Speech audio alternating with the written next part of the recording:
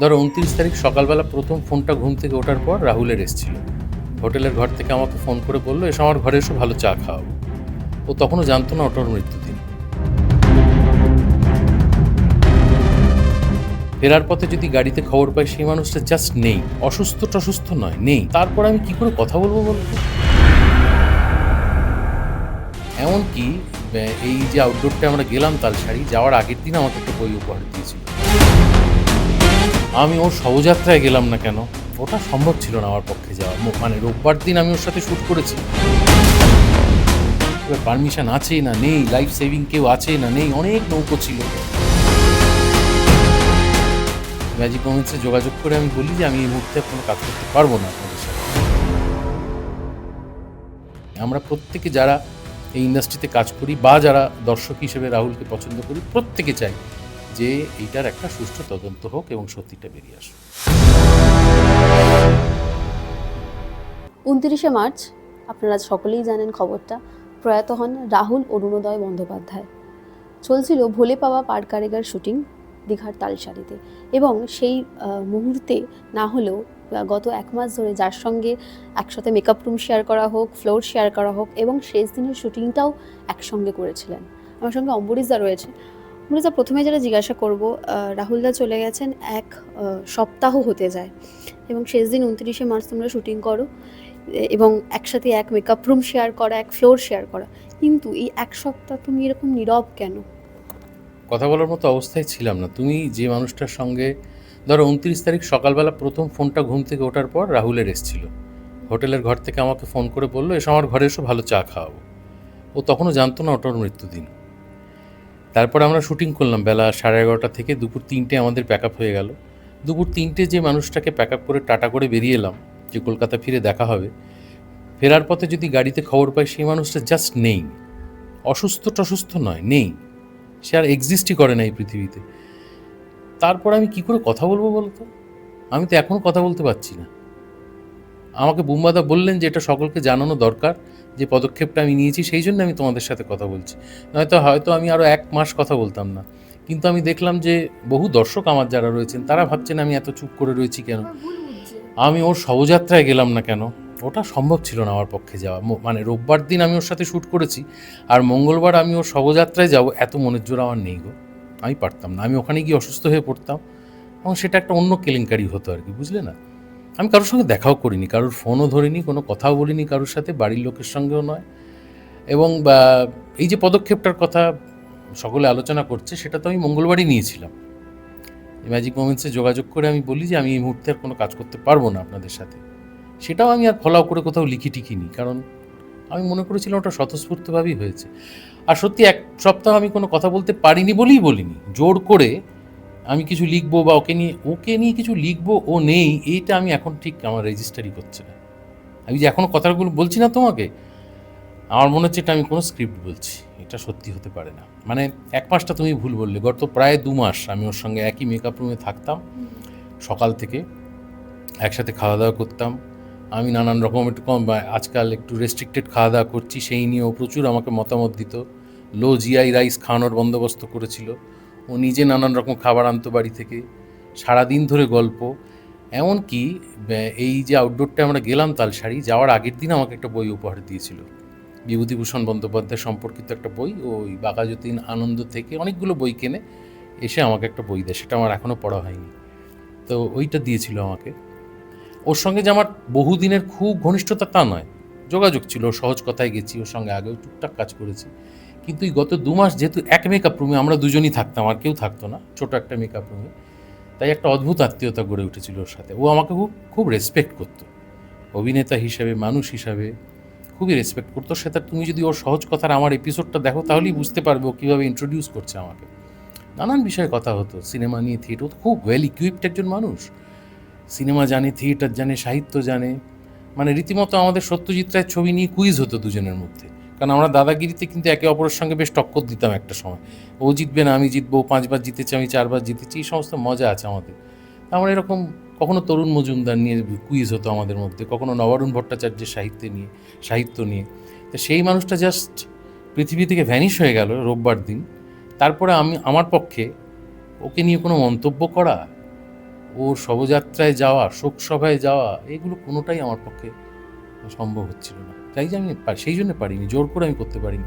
তারপরে আমি দেখলাম যে অনেকে আমায় ভুল বুঝছেন, আমার দর্শকরা, তারা ভাবছেন আমি এড়িয়ে যাচ্ছি, আমি হয়তো গা বাঁচিয়ে চলছি। এতে গা বাঁচানোর বা এড়িয়ে যাওয়ার কিচ্ছু নেই। আমরা প্রত্যেকে যারা এই ইন্ডাস্ট্রিতে কাজ করি বা যারা দর্শক হিসেবে রাহুলকে পছন্দ করি, প্রত্যেকে চাই যে এইটার একটা সুষ্ঠু তদন্ত হোক এবং সত্যিটা বেরিয়ে আসুক। এই যে দীঘার তালসারিতে শুটিং করছিলে, তোমাদের শেষ কতক্ষণ শুটিং হয়েছে রাহুলদার সঙ্গে? সেদিন সকালবেলা 11:30-12টা ধরো শুটিং শুরু হয়েছে। আমাদের সঙ্গে শেষ শটর হয়েছে এই 2:45 নাগাদ। 2:45 আমাদের শট মানে প্যাক আপ হয়ে যায়, সিনিয়রদের অনেকেরই প্যাক আপ হয়ে যায়, আমাদের হোটেলে পাঠিয়ে দেওয়া হয়। তখন ওদের বাকি ছিল, ওর নায়িকার এবং আরেকজন যিনি নায়ক ছিলেন আমাদের ওখানে, সিদ্ধার্থ ছেলেটি, ওদের তিনজনের কিছু দৃশ্য ছিল। তো আমরা হোটেলে ফিরে আসি, খাওয়া দাওয়া করে, প্রত্যেকেরই বাড়ি ফেরত, তারা প্রোডাকশনের গাড়িতে ফিরবো। আর প্রত্যেকেই রেডি হয়ে খাওয়া দাওয়া করে 5টা নাগাদ বেরিয়ে আসি হোটেল থেকে, তালসারি থেকে। অনেকটা পথ চলে এসেছি হই হই করতে করতে, যেরকম হয় ফেরার সময় কোলাঘাটে খাওয়া দাওয়া করবো আমরা, এরকম একটা ভাবনা চিন্তা। আমাদের টেকনিশিয়ানও ছিল, একটু ড্রেসের একটি ছেলে ছিল, সেই হেডিয়ার ওদিকে নেমে গেল। হঠাৎ করে রাস্তায় এরকম একটা মানে ফোন পেলাম যে এরকম একটা অ্যাক্সিডেন্ট হয়েছে। প্রথমে জানতে পারলাম, ভাবলাম ঠিক আছে, হয়ে গেছে, ঠিক হয়ে যাবে, ওকে হাসপাতালে নিয়ে যাচ্ছি ইত্যাদি। তার আবার কিছুক্ষণ পরে জানতে পারলাম যে ও নেই, কিন্তু এখনও রেজিস্টার করছে না বিষয়টা। আচ্ছা, সেদিনকে শুটিং নিয়ে অনেকগুলো ফুটেজ বাইরে এসছে এবং সেগুলো দেখেছো নিশ্চয়ই, তুমি জানো। এবং তোমাদের একটা ছদ্মবেশের শুটিংয়ের কিছু মুহূর্ত আমরা দেখতে পাই। সেদিনকে শুটিংটা কি হানিমুনের একটা এপিসোড ছিল? কি ছিল সেই শুটিংটাতে? এবার আমরা লুকিয়ে লুকিয়ে, বাড়ির যারা কাকা বাবা সবাই মিলে আমরা লুকিয়ে লুকিয়ে ছদ্মবেশ ধারণ করে গেছি যে ওরা দুজন কেরম প্রেম টেম করে আমরা দেখব। মানে ছেলে তো সবসময় তার বইয়ের উপরে রাগ দেখায়, কিন্তু ছেলেই নিয়ে যেতে চেয়েছে ওকে মধুচন্দ্রিমায়। এবার ওখানে গিয়ে ওরা কতটা প্রেম টেম করে মজা করে আমরা ছদ্মবেশ ধারণ করে গেছি, যাতে ও চিনতে না পারে। জানে, ওর বউ জানে যে আমরা যাব।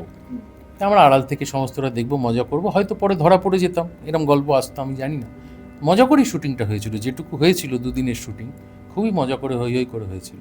আর যে সময়কার ফুটেজ তোমরা দেখছো, বেশিরভাগটাই দেখছো আমরা চলে আসার পরের যে ফুটেজগুলো, যেখানে ওরা 3জনই শুধু রয়েছে, সেই সময়টা আমরা ছিলাম না। কতটা জলে নামার দৃশ্য ছিল? আমাদের কোনো জলে নামার দৃশ্য ছিল না। আমরা যে সিন করেছি সমস্তটা পাড়েই সিন করেছি, কোনো জলে নামার কোনো গল্পই ছিল না আমাদের। আচ্ছা, রাহুল দাদের কি জলের কোনো দৃশ্য ছিল সেটা কি জানো? কারণ ওই দৃশ্যের সময় তো আমি ছিলাম না। ওই দৃশ্য যখন শ্যুট হয়েছে তখন তো আমরা বেরিয়ে এসেছি সকলে মিলে। ফলে ওই সময় কি হয়েছে না হয়েছে, কে কতটা জলে গেছে, কিভাবে গেছে, এটা সত্যি আমরা কেউ জানি না। তবে শুনেছি যে ড্রোনের ফুটেজ আছে এবং সেটা নাকি জমা হয়েছে পুলিশের কাছে। তা সেই ফুটেজ দেখলে তো সবটা জানা যাবে কি হয়েছিল না হয়েছিল। আচ্ছা, এখানে একটাই প্রশ্ন করবো অমরিজা, যে সিনিয়র অভিনেতা হোক বা অনেক সময় যারা দীর্ঘদিন কাজ করছে, তারা কিছু শর্টে ইম্প্রোভাইজ করে বা কিছু ডায়লগের ক্ষেত্রে আমি অনেক সময় ফ্লোরে দেখেছি যে যেটা হয়, সেখানে ডিরেক্টরেরও সহমত থাকে এবং যিনি লেখিকা তারও সহমত থাকে বা লেখকের সহমত থাকে। কিন্তু যেটা বলা হচ্ছে যে রাহুল দাই চেয়েছিল ড্রোন শটটা হোক, এই বিষয়টা নিয়ে কি বলবে? মানে অভিনেতার কি এই চাওয়াটা মান্যতা দেওয়া হয় যে ড্রোন শটটা যেহেতু অভিনেতা বলেছে বলে নেওয়া হবে? আমি জানি না ও চেয়েছিল কি না, না পরিচালক চেয়েছিল, কিছুই জানি। যেহেতু স্পটে আমি ছিলাম না এবং যেহেতু এখন ওই সমস্ত বিষয়টাই বিচারাধীন, তাই ওই মুহূর্তে কি ঘটেছিল সেটা আমি যেহেতু উপস্থিত ছিলাম না, ওই বিষয়ে কোনো মন্তব্য করাটা মনে হয় হঠকারিতা হবে। হ্যাঁ, সস্তা হাততালি পাওয়ার একটা ব্যাপার হবে। আমি সেই জন্য ওই বিষয়ে কিচ্ছু বলতে চাই না, কি ঘটেছিল না ঘটেছিল ওই সময়। হ্যাঁ, অভিনেতারা তো কখনো কখনো নিজেরা কিছু শট অবশ্যই দিতে চান, ডেফিনেটলি চান। এবার রাহুল চেয়েছিল কিনা আমি জানি না, ড্রোন শটের কি হয়েছিল আমি জানি না, কিছুই জানি না এগুলো, কারণ আমি তো ছিলাম না ওই সময়। যারা ছিলেন বা যে ড্রোন শট শুনছি তার তো ফুটেজ আছে বলে শুনছি, নিশ্চয়ই পুলিশ সেটা দেখবেন। আচ্ছা, ভোলে বাবা পার কারেগা সিজন 3 আমি বলবো যে তোমাদের যে এই পর্যন্ত গল্প হয় এবং লাস্ট এপিসোডটা পুরনো কিছু ক্লিপিংস দিয়ে দেখিয়ে শেষ করে আবার একটা নতুন গল্প, সেটার কি প্ল্যানিংটা কিভাবে হচ্ছিল সেটা সেই সম্পর্কে কিছু জানো, নাকি এই ঘটনার পরপরই এই প্ল্যানিং শুরু দেখো, হয়? আমি তো ফিরে আসার পর আর কোনোদিন ভোলে বাবা দেখিনি। আর মঙ্গলবার যেহেতু আমি জানিয়ে দিই আমি আর অভিনয় করবো না ওখানে, তাই আর আমার প্রশ্নই ওঠে না কিছু দেখার। ওনারাও আমি বারবার বলছি যে আমার যে সিদ্ধান্ত তাকে সম্মান জানিয়ে হাউস থেকে আর দ্বিতীয় ফোন আমাকে কেউ করেননি, জোরও করেননি আমাকে আর অভিনয় করতে। ফলে ওটা কি শুটিং হচ্ছে, 3 সিজন না 4 সিজন আমি জানিও না, জানতে চাইও না। কেন হচ্ছে আমি তাও জানি না, কি হচ্ছে আমি তাও জানি না, কি গল্প কি বৃত্তান্ত, নো আইডিয়া। তুমি যেটা বলছিলে যে বন্ধু বিয়োগ, তো এই বন্ধু বিয়োগটা একটু বলো, যে এই যে 2 মাস মেকআপ রুম, এবং দীর্ঘদিনের সম্পর্ক হলেও কিন্তু এই যে সখ্যতাটা, তো সেটা তো ভোলে বাবাকে ওরিয়েন্ট করে, এবং এরম একটা ঘটনা ঘটে যাওয়া, তারপর থেকে যে ধোঁয়াশাটা তৈরি হয়, যে নানান ন্যারেটিভ হয়, কি কারণে জলে গেছে, কতটা জল ছিল, অনেক সময় আমরা ভুল ঠিক কিছুটাই বোঝার জায়গাতেই নেই এখন। কি বলবে যে এই শোকটা কাটিয়ে উঠে আবার অভিনয় করা, আবার ফিরে আসা? ঘটনাটা ঘটার পরে অনেকগুলো কথা তো বেরিয়ে এসে, অনেক ন্যারেটিভ বেরিয়ে এসেছে। আমার মনে হচ্ছে যারাই যা যা বক্তব্য রেখেছেন, আর একটু দায়িত্বশীল হওয়া উচিত ছিল বক্তব্য রাখার সময়। কারণ এটা একটা মানুষের চলে যাওয়া নিয়ে কথা। তো তো আমার মনে হচ্ছে যে এই পরস্পর বিরোধী মন্তব্যগুলো না হলেই ভালো হতো। হাউজের তরফ থেকে যে মন্তব্যগুলো করা হয়েছে, যেই করে থাকুন না কেন, আরেকটু ভেবেচিন্তে, আরেকটু সহমর্মিতার সাথে বিষয়টা করা উচিত ছিল। তাতে আমার মনে হয় যে মানুষ নিশ্চয়ই মেনে নিত, কারণ সকলেই কিন্তু বুঝতে পারছে এটা একটা অ্যাক্সিডেন্ট। এটা একটা অ্যাক্সিডেন্ট, এর বই আর কিচ্ছু নয়। এবার সেখানে অ্যাক্সিডেন্টটা এড়ানো যেত কি না, কী হতো না হতো, সেটা তো আমরা এই মুহূর্তে দাঁড়িয়ে কেউ বলতে পারবো না কী হলে কী হতো।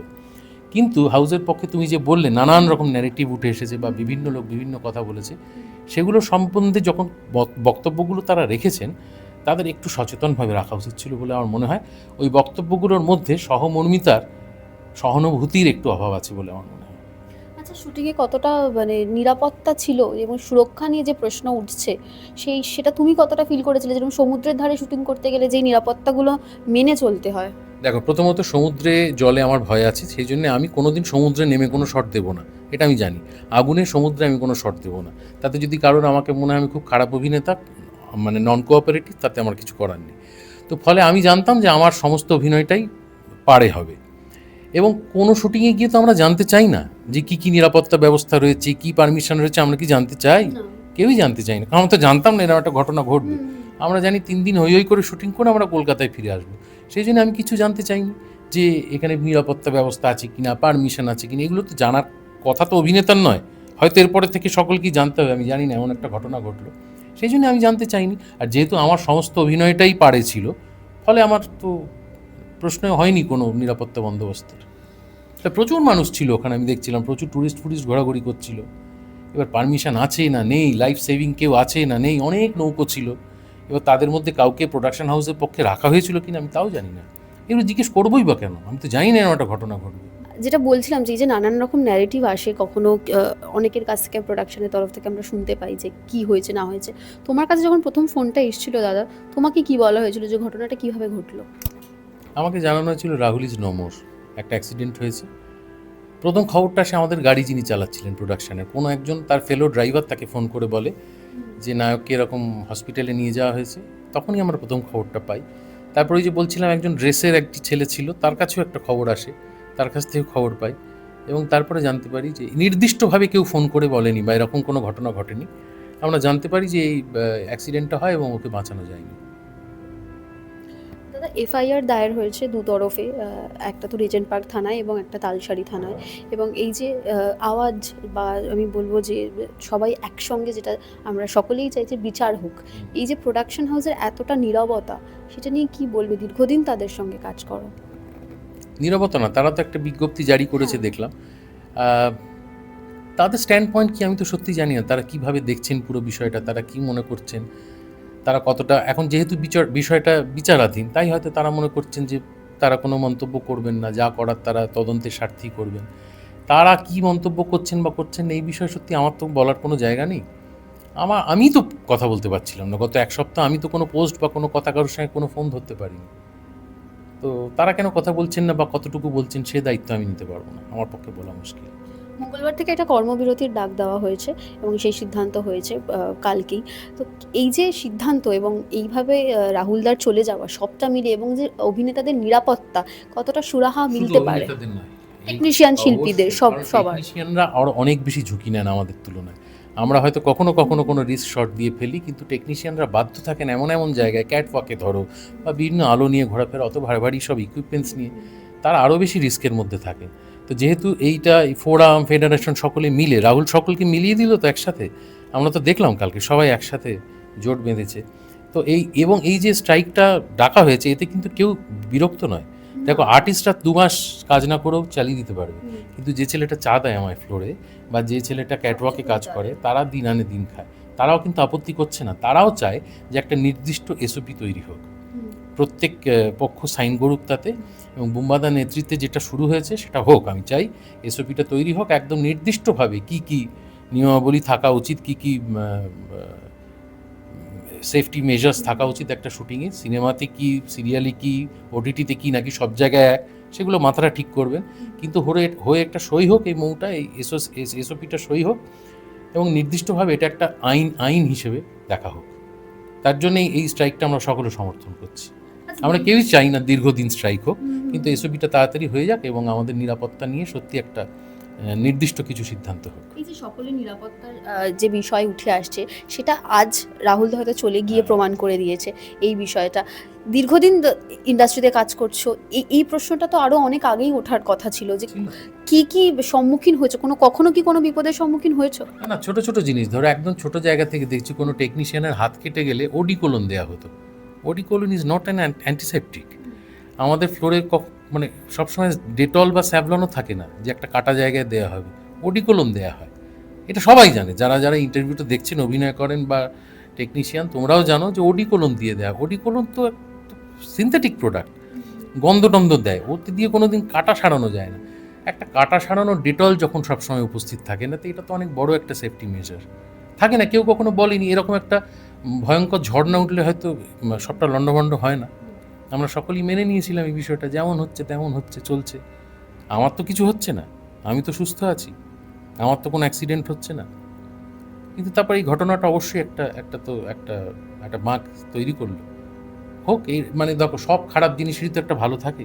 রাহুল এত পজিটিভ একটা মানুষ ছিল যে ও চলে যাওয়াটার মধ্যে দিয়ে হাজার নেগেটিভিটি তো আমাদের মধ্যে রয়েছে, সারা জীবন থাকবে, কিন্তু ও চলে যাওয়ার মধ্যে দিয়ে একটা পজিটিভ কাজ করে দিয়ে যাচ্ছে, যেটা আমি কালকে দেখছিলাম। আমি তো যেতে পারিনি ওখানে, আমি দেখছিলাম যে ফেডারেশন, ফোরাম, প্রডিউসার্স গিল্ড সবাই একজোট হয়ে দাঁড়িয়ে আছে টেকনিশিয়ানে, বুম্বাদাকে সামনে রেখে।